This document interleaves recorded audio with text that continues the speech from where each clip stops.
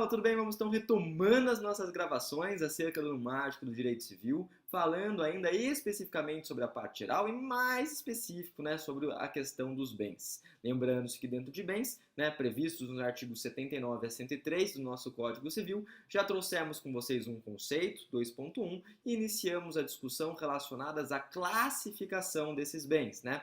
Lembram-se sempre que essa classificação será vislumbrada, será estudada em 3 macrotópicos. O primeiro deles diz respeito aos bens considerados em si mesmos. E dentro desses bens considerados em si mesmos, né, nos últimos 2 blocos, falamos dos bens móveis, imóveis e semoventes. A partir de agora, quero dar continuidade à classificação, né, pelo menos a esse macrotópico desse bem considerado em si mesmos, trazendo com vocês, né, outros apontamentos ou outras subclassificações. A primeira delas diz respeito, né, aos chamados bens fungíveis e infungíveis. Então, vamos aí puxar o subitem bens fungíveis e infungíveis, né? Primeiro detalhe, gente, o que é bem fungível, né? O bem fungível, ele está talhado, ele está cunhado no artigo de número 85 do Código Civil.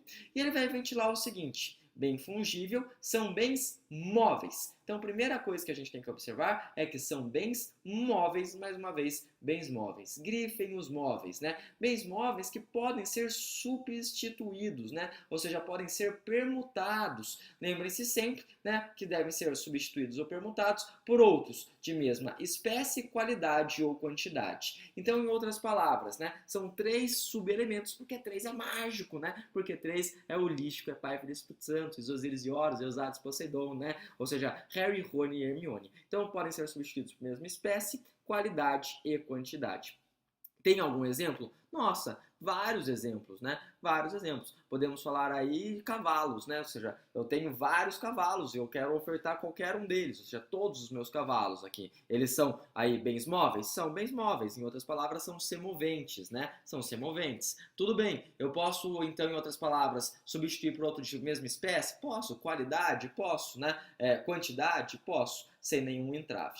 Uma primeira observação que a gente tem que trazer aqui é que o chamado mútuo, né, só é possível em bem fungível. Então, a observação quando a gente fala de bem fungível é que mútuo só é possível em bem fungível, tá? Tudo bem, então eu entendi o que é bem fungível, agora vamos falar do infungível, o outro lado da balança, né? Ou seja, a classificação quanto à fungibilidade, né? Com relação aos chamados bens infungíveis, a gente pode falar que esses determinados bens, eles recebem algum tipo de atributo, né? Um atributo que, de certa forma, vai individualizá-lo, né? Ou seja, vai tirá-lo ali daquela relação assim, de mesma espécie, qualidade e quantidade. Em outras palavras, são aqueles que não têm esse atributo, né? Ou seja, atributo de fungibilidade. Então, por exemplo, eu tenho um cavalo, mas esse cavalo é um cavalo multiganhador, né? Ele é um garanhão, ele é o boi bandido, né? Como a gente falava no bloco passado.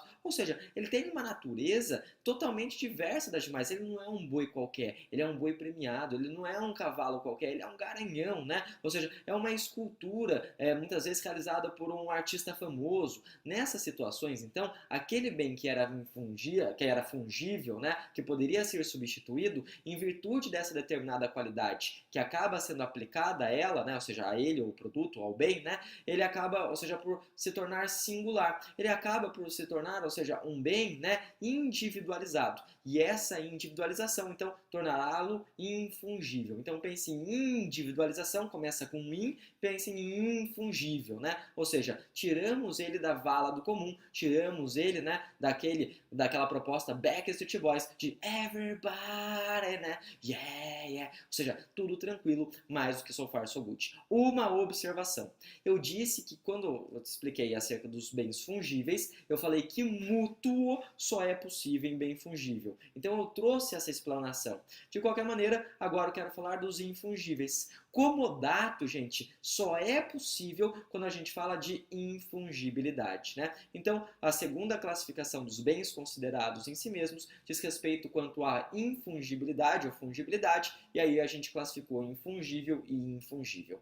Tudo bem, tudo tranquilo, mais do que so far so good. Vamos então para a terceira subclassificação, né, acerca dos bens considerados em si mesmos. Então, terceira classificação acerca dos bens considerados em si mesmos. Você quer falar acerca do quê? Da classificação quanto a consumir, né, ou consuntibilidade, ou seja, de consumível, né, ou seja, consuntibilidade. Então, em outras palavras, os bens eles podem ser consumíveis ou inconsumíveis. Então, a nossa terceira classificação aqui dentro diz respeito aos bens consumíveis e inconsumíveis, né? Primeiro detalhe, o que é bem consumível? Gente, bem consumível também recai, também sopesa sobre os chamados bens móveis, né? Então, são bens móveis. São bens móveis, gente, cujo uso importa a destruição imediata da própria coisa. Então eu utilizei esse bem, já era, né? Charlie Brown. Eu utilizei esse bem, aí já era. Jorge Mateus, né? Charlie Brown, aí já era. Ou seja, já foi, ou seja, não existe mais.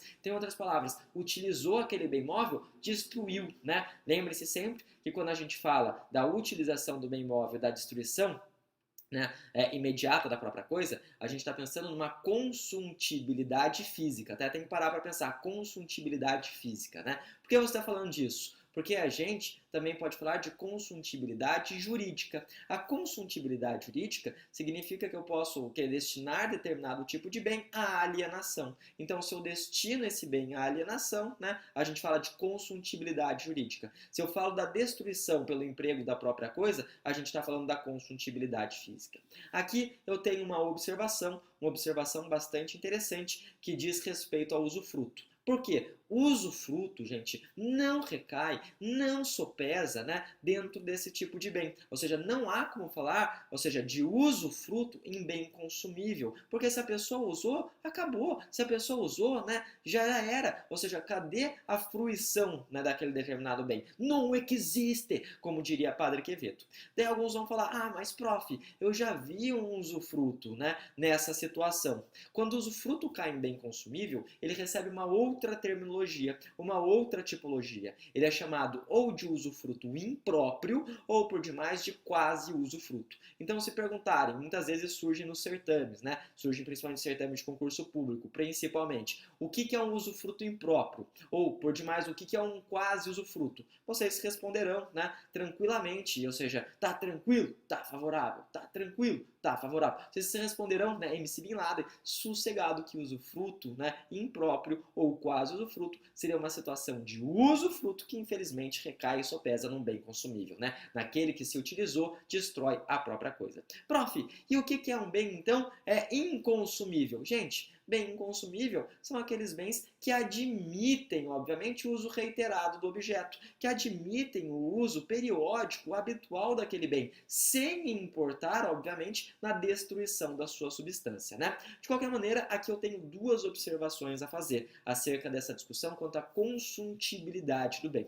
Duas OBSs, então puxa assim, observações capiroto, porque não são três. Se fossem três seria mágico, né? Ou seja, puxa então duas observações, ou seja, capiroto por isso, né? Coloca então um chifrinho, coloca um rabinho, puxa em um tridente. Primeira delas é o seguinte, né? O bem ele pode ser consumível e inconsumível. Ou seja, é possível a comunhão disso. Não entendi, prof. Que loucura é essa? Tem como ser consumível e inconsumível? What the fuck is this? Que putaria é essa? E eu explico, gente. O bem ele pode ter uma consuntibilidade fática. Consuntibilidade fática? Sim. Exemplo, eu tenho uma garrafa de um vinho, que é uma garrafa de um vinho extremamente cara, né? Então, essa garrafa de vinho ela é consumível. Eu sei que a partir do momento que eu beber, vai importar a destruição daquele bem móvel, ou seja, ele vai deixar de existir a partir do momento que eu beber, né? Ou seja, acabou, acabou, né? Tranquilo. Só que justamente por ser um bem caro, o que eu posso fazer? Eu posso transformar aquela consuntibilidade fática numa inconsuntibilidade jurídica. Como assim, né? Eu posso, por exemplo, trazer aí uma cláusula de inalienabilidade daquele bem, ou seja, exemplo, né, de uma disposição de última vontade prevista aí no artigo 1848 do Código Civil. Então eu posso transformar um bem que é consumível faticamente, né, em inconsumível, trazendo aí uma determinada cláusula, exemplo de inalienabilidade, ou seja, não pode vender aquele vinho. Por quê? Porque, na verdade, né, aquele vinho ele é muito caro, eu não quero que venda e tudo mais. Então, eu posso ter uma inconsumtibilidade jurídica, né, com uma consumtibilidade fática. Tudo bem, tudo tranquilo, essa é a primeira observação. Então, na primeira observação, eu quero dizer que essas consumtibilidades, elas podem se casar, elas podem estar together, Suzame, né? Segunda observação, bastante importante, diz respeito ao CDC, a Lei 8.078, né, do ano de 1990. O que acontece quando a gente fala no CDC?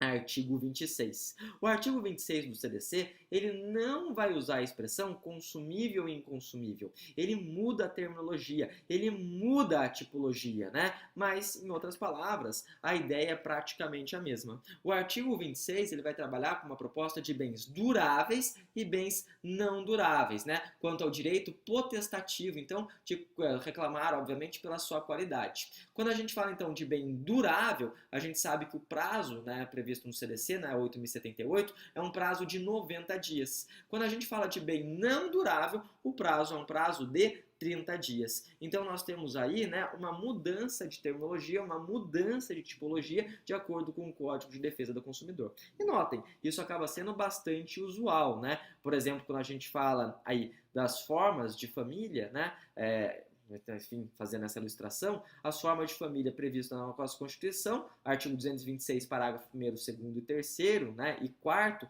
vamos falar de família casamentária, família convivencial e família o quê? Família monoparental. São só essas? Não, a gente vai ver mais pra frente a pluralidade familiar. Mas a nossa Constituição, a nossa Bíblia Política traz 3 formas de família. 3 porque é mágico, 3 porque é holístico, 3 porque é Pai, Filho e Espírito Santo, Isosiris e Horus, Eusades e Poseidon, né? Agora, se a gente for falar das famílias trazidas e cunhadas no ECA Meleca, no Estatuto da Criança e do Adolescente, 8.069 de 90, nós temos outras 3 formas de família. Então só mudam as terminologias, né? Eles vão falar de família natural, família ampliada e família substituta, né? Mas isso é assunto para o direito das famílias. Eu sei que quando eu falo de direito das famílias, família substituta, eu digo um beatbox só para memorizar. Falo de coração, guarda, tutela e adoção. Que loucura, prof, que loucura. De qualquer maneira, né? No próximo bloco a gente vai dar continuidade ainda aos bens considerados em si mesmos. Ainda tenho que conversar com vocês sobre a divisibilidade desses bens e tenho que conversar ainda com vocês sobre a singularidade ou não dos mesmos. Até lá, deixo desde já, como sempre, um forte abraço e, óbvio, excelentes estudos. Até mais, gente. Tchau, tchau.